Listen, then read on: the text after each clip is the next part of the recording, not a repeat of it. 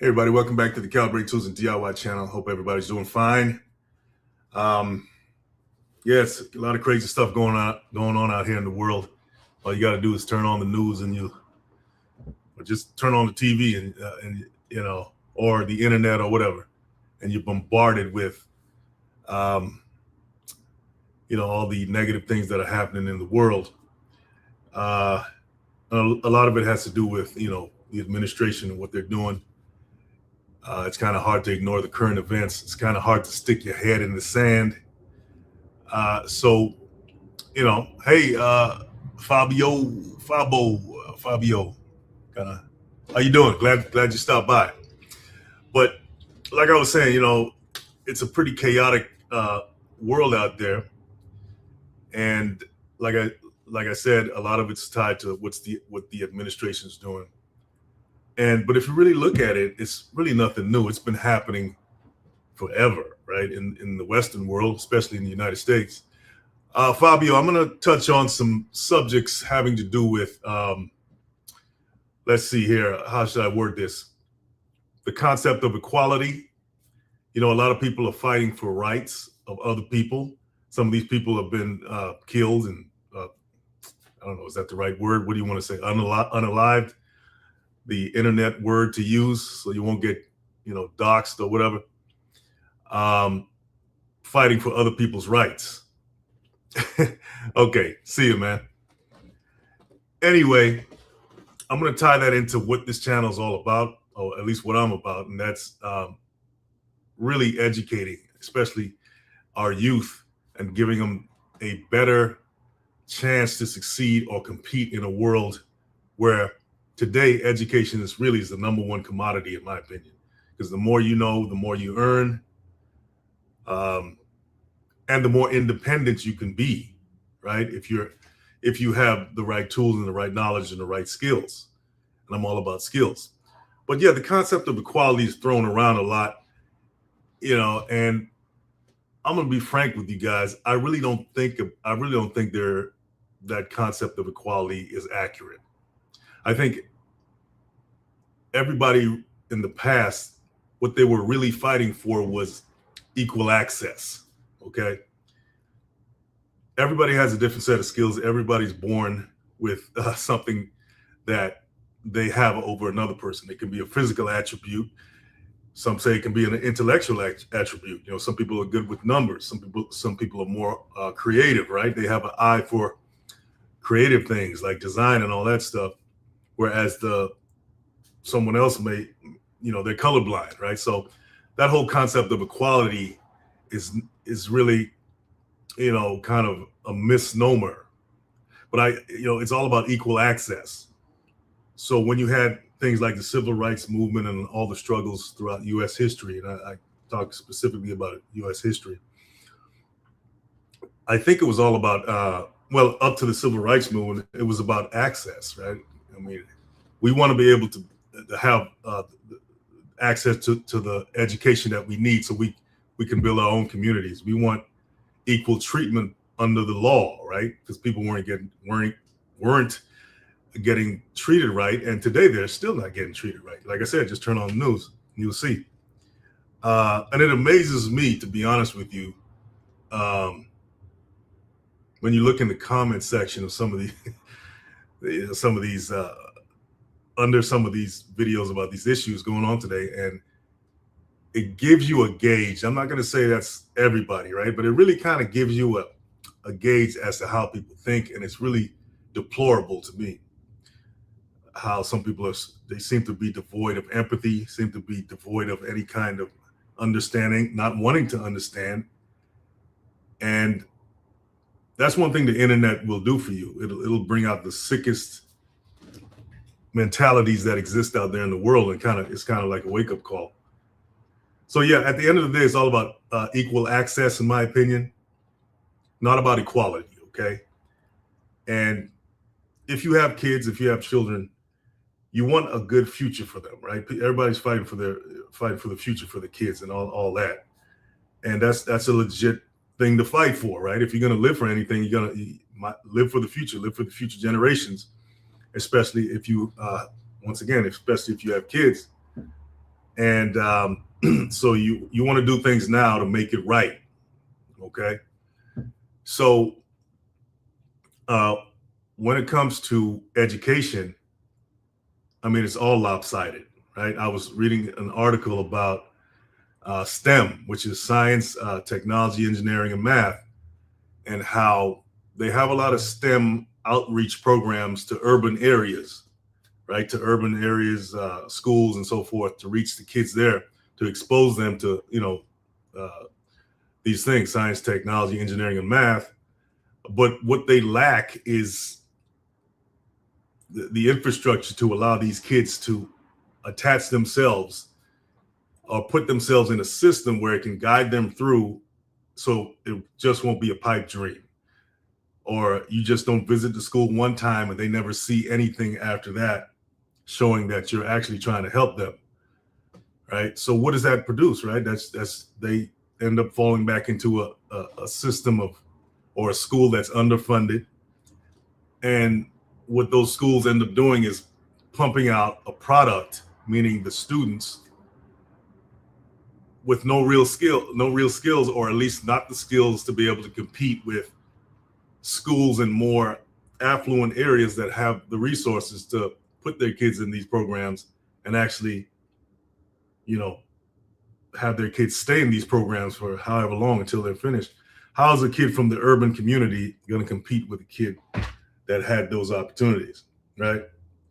So once again, they send these outreach programs to the urban areas, and it's almost like it's a feel-good gesture on the part of these programs. Oh, we went out there to expose these kids to this. We did it. Look what we did. But you never set up the infrastructure for these kids to, stay in it, right? It's almost like it's a touch and go thing. And then now you have to make it on your own. You have to flounder. As a kid, you have to flounder in a pipe dream, right? That may never become reality for that kid. And then when that kid gets older, they say, oh yeah, when I was in school, these scientists came from NASA to my school, these whatever, and they talked about being an astronaut, and I never saw them again after that. So there was no pipeline for that kid to actually get into a program to, steer them that way, or at least keep them interested, keep them focused. And I think that's where that's the bottleneck right there. It's not a real effort, because if it was a real effort, right?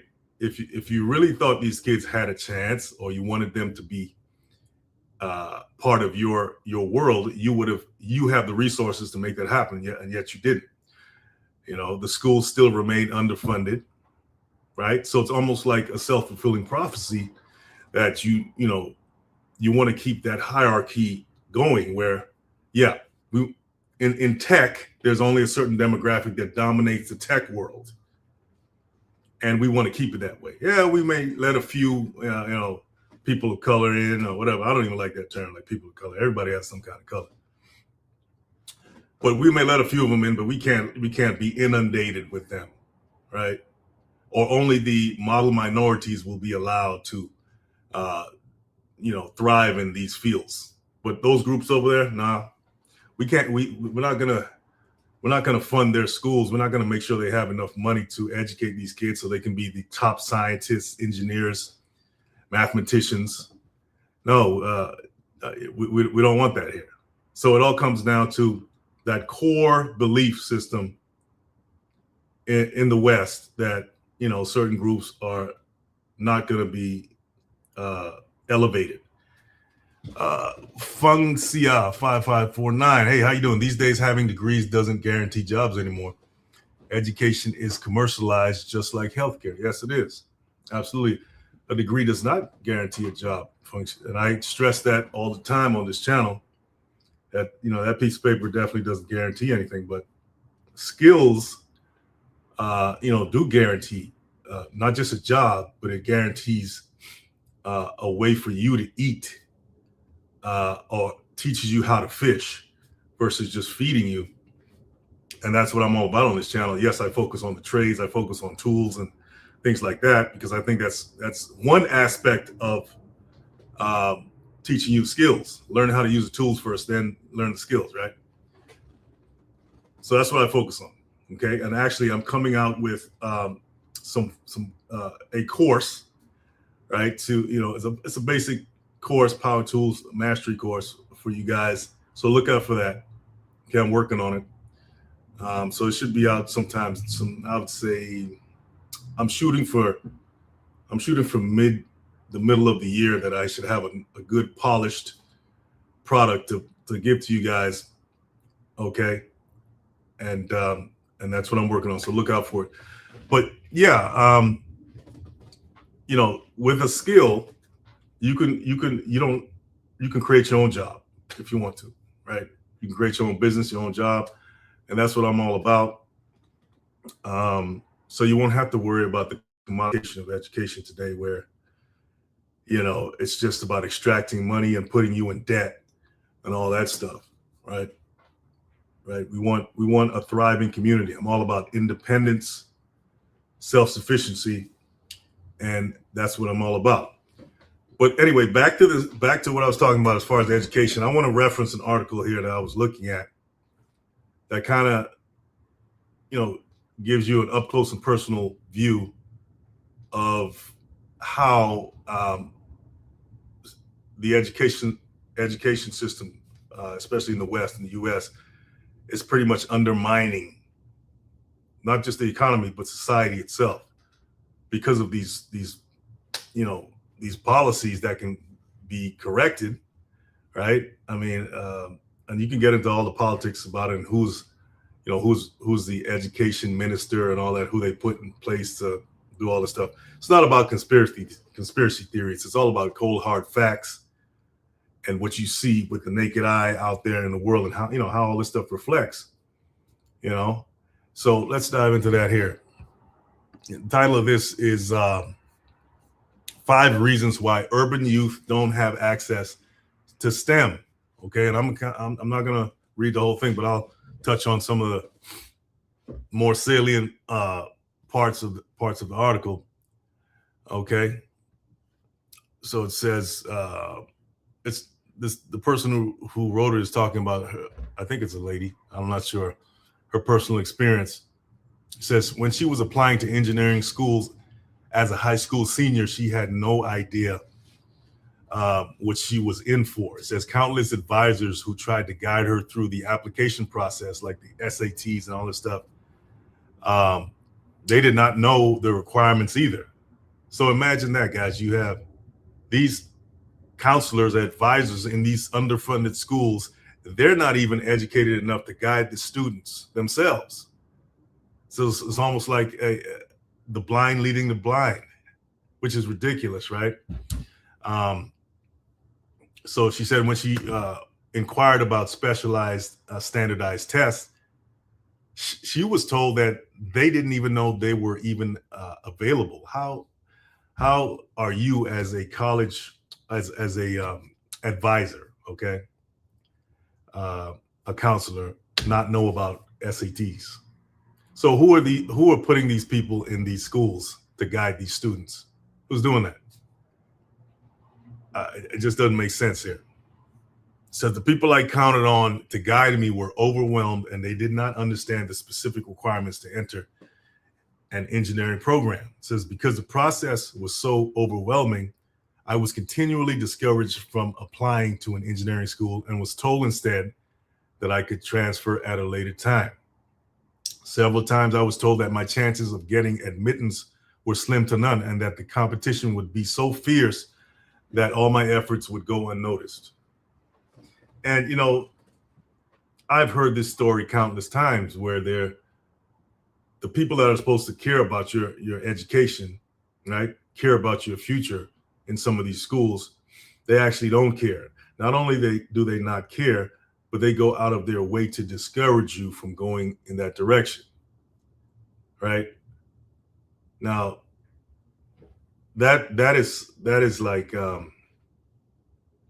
as a parent, right? As a parent, how angry to know this, how angry would you be? Unfortunately, a lot of the times the parents of some of these urban uh, children, they're so busy working, right? If they're even around, they're so busy working to put food on the table, to pay the light bill and everything else, that they don't have time to really look into their kids, what's happening with their kids at school and how they're being guided. They themselves don't even know how to guide their kids, right?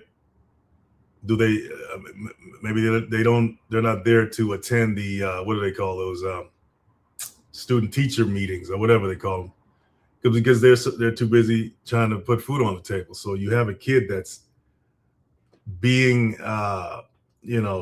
harmed. Yes, and I use that word intentionally by their own teachers and counselors, because they're the ones telling them, hey, look, you're not, you shouldn't go that direction. You should just stick to this path.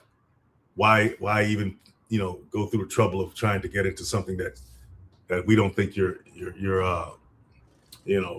good enough for, and all that stuff. So they're getting it they're getting that from the people at school, and then they're getting pretty much indifference from their parents, because their parents really don't know any better either. I'm not saying all of them don't. I'm sure there's outliers, because you always have outliers, and you always have those children who's you just can't deny their intellectual capacity. And those are the ones that end up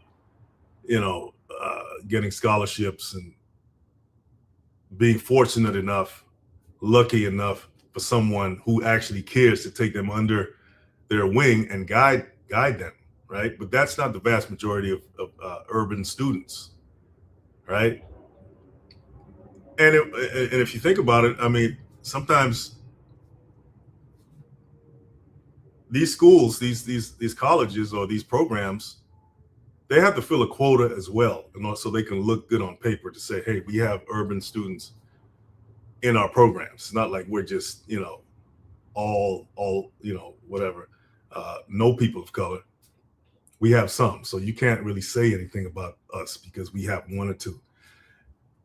Yeah, but that's not good enough in my opinion. Okay, you have a dearth, right? You have millions of very smart kids out there that will never get the chance to exercise their intellectual capacity, their creative abilities, because they're trapped. They're locked in institutions that stifle them.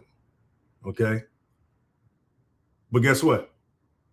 Energy can't be created or destroyed. That intellectual capacity, those creative abilities are going to be channeled somewhere else.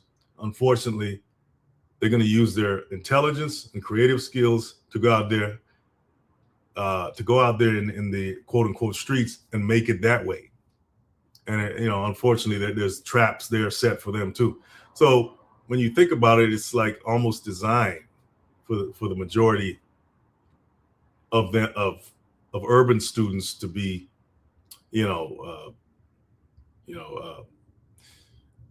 pushed or cattle. I want to say cattle prodded, but be directed of their own will into areas that are not going to be productive for them, because they're being, in a sense, locked out. Okay, and no, I don't want to hear, well, you can do whatever you want. This is America. That stuff doesn't exist anymore. Nobody's holding you back. Yeah, it's all good to say that, but when you actually you dive into the weeds of what's going on and the actual, the system, like I just described, where, they're not getting the opportunities that should be afforded them, right? How could you say that when schools are underfunded? The very definition of underfunded is an underfunded school is that there's not enough resources to go around to, cater to this demographic. So you just can't say, oh, well, it's about everybody has an opportunity. Yeah, I mean, there's opportunities there, but there are also obstacles that other communities don't have to face. It says these schools are not just underfunded, they are often ill-equipped to provide students with a quality education and college preparation to help them enter into competitive college programs that can lead to careers in STEM, science, technology, engineering, and math. Okay. And while this can be similar for students in rural schools, not just urban schools, it can be similar to students, the white kids, quote unquote, white kids in rural schools. Urban schools deal with unique circumstances like overcrowdedness, an influx of immigrant students with language barriers, and high crime rates that create a greater hurdle for students to succeed. Okay. But everything I just listed there, like that they just said, overcrowdedness, influx of immigrant students with language barriers, and high crime rates, that's not the student's fault that those things are happening. You know, that's not the student's fault. That was because of the logistics created around the educational system in urban areas to create these conditions. Okay, so don't blame the kids for that. It's always gonna come back to the creators of the system, the infrastructure that was put in place. STEM outreach programs are doing great work to ensure that stereotypes and biases don't continue to hinder the success of women and people of color who wish to enter or are professionals in STEM fields. From science-themed summer camps and coding programs, engineering toys for girls, and books on female scientists, it's evident that a lot of us care about STEM outreach and all of that. It says, however, when it comes to urban youth, we are not providing them with the tools necessary to find success after we have piqued their interest in STEM. That's what I was talking about in the beginning. You pique their interest, right? You give them the summer camps and the coding programs and all that stuff I just listed, but that's just piquing their interest. Okay, you're not actually providing them with the infrastructure. You're almost like just dangling a carrot in front of them and say, hey, yeah, you can do this. I'll teach you this today in this 5-day program or whatever, right? But if you don't have the resources to go into these schools, these colleges, I mean, that stuff costs money. Are you providing in order to level the playing field? Maybe you should just pay for 50% of the education, the college education, whatever it is, 4 years, 3 years, for a certain demographic, because you created the conditions. Now, it's up to you to remedy it. Okay, but that's not what they want to do. They want to keep everything the way it is, the status quo, right? One way, okay, this is some solutions, okay? One way in which urban youth miss the mark when applying to colleges by not having all the prerequisite classes needed for specialized programs. Science and math requirements to graduate from high school are bare minimums in the United States, with most states not requiring so-called advanced classes such as physics or calculus. So the majority of schools are not even keeping pace with, you have some quote unquote third world countries, and I even question that term when you really look at certain data points. They're not third world. A lot of those kids, they're getting these advanced classes even younger than high school. I mean, but let's talk about some first world country, right? China, right? This is why China. I'm not a advocate of China in any way, but facts are facts. They're the kids over there. They're being taught this stuff way younger than high school. They're being exposed to STEM way younger than high school. That's why if you look at their economy, if you look at the country, it's so technologically advanced in a lot of ways that we're not. Okay, because they immerse their kids into stuff. There's no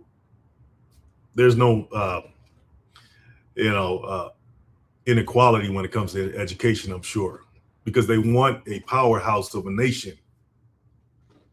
And that doesn't start just with physical labor. That starts with intellectual assets as well. So that's what they do, right? I'm sure there's levels to it, but for the most part, that's what they focus on. I said, okay, she says, when I was in high school, we had no physics classes available because New York State only requires one advanced science, physics, or chemistry.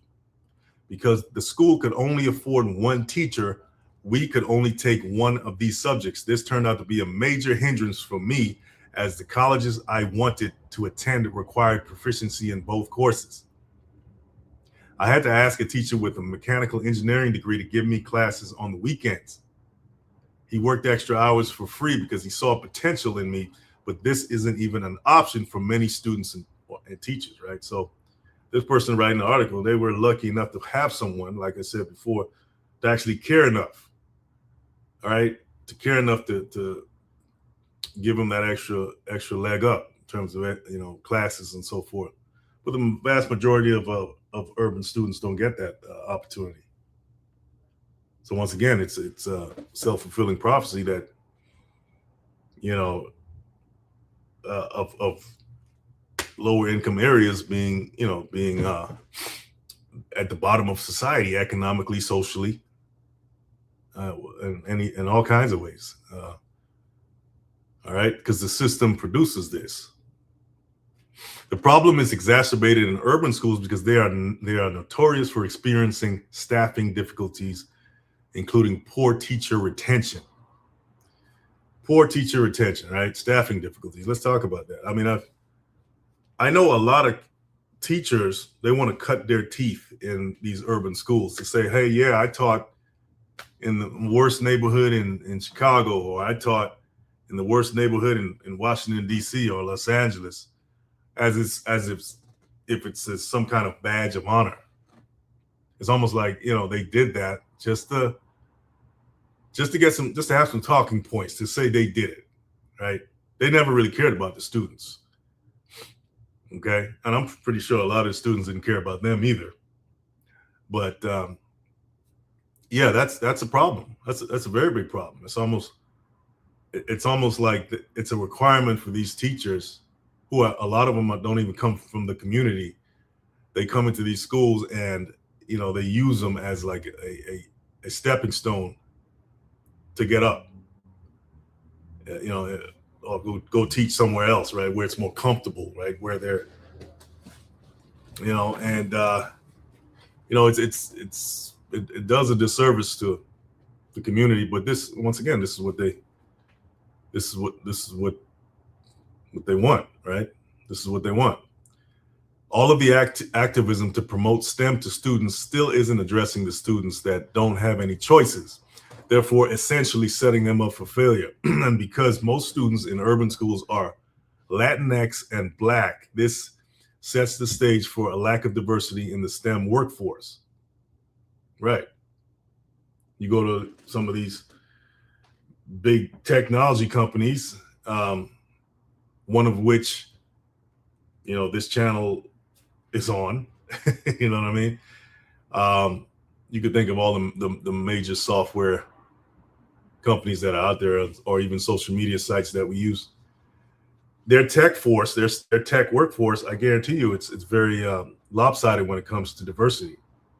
Matter of fact, the concept of diversity has been attacked since, you know, ever since this administration came to be.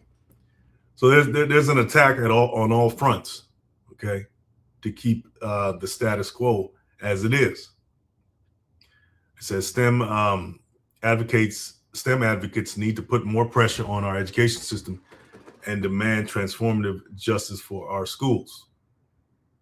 Expose students to professionals in STEM. They're saying, and I'll just sum that up as saying, okay, you got to bring professionals in to them, but okay, that's only one part of that. I mean, you can bring all the professionals you want, and I get the value in that. Okay,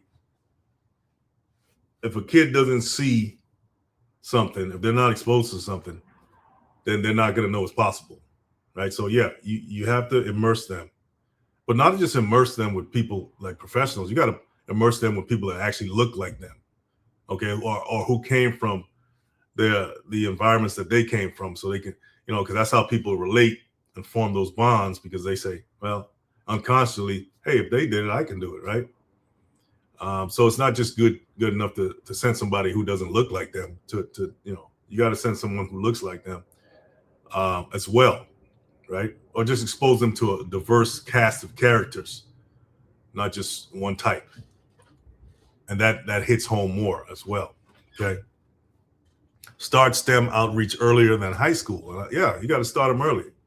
You got to, back when I was a youngster, even as a kid, I loved to, tinker with things and open up things and see how they work and all that, just like a lot of other people, kids and stuff like to do. I love that stuff, right? Curiosity about how things work. But that was never nurtured in school. That's just something I like to do. But if we can have more programs where at a very early age, I'm talking about elementary school, to find out the aptitudes of these kids, create environments where they can do that, right? Maybe have a room with a bunch of motors in it, or a bunch of technological devices, and just have them just go in there and just explore. Don't even try to teach them anything yet. Just have them, just let them just run amok and find out what they're interested in. Then you can kind of watch and see who gravitates to what, and then you can go from there. You can, because everybody has different, different interests, even in tech, even in science and all that stuff. Somebody may be more of a physicist than a chemist, or more of a mathematician, right? So STEM outreach requires follow through. I think this is the most important part here, and I'm gonna kind of tie it up here. It says we are pushing engineering toys for girls and hosting hackathons for tweens. We need to make sure that their schools are capable of formalizing this education so they can turn playful skills into actual careers. What I see is a disconnect between pushing materials that reinforce that STEM is a viable career for underrepresented students and actually ensuring that students are receiving the proper schooling necessary to enter competitive colleges or programs. We need to bring STEM activists and professionals, into classrooms very early on. We must encourage professionals to speak about their high school and college experiences that led to their careers. Otherwise, students only get to see the end results and have no concept of what they can do now to ensure future success. Basically what I was saying before, right? Yeah, so at the end of the day, it's all about exposure. And to me, that's equality, right?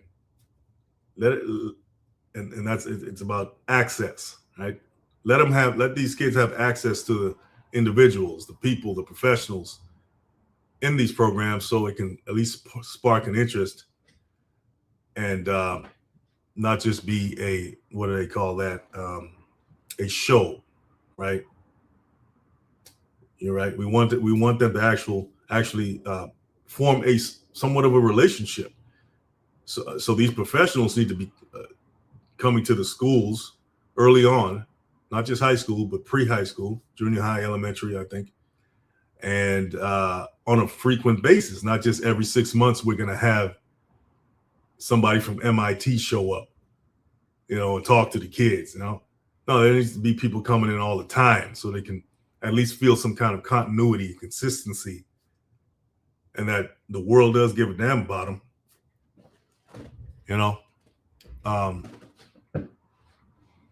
Especially the urban youth, right? I mean, you have an administration right now that's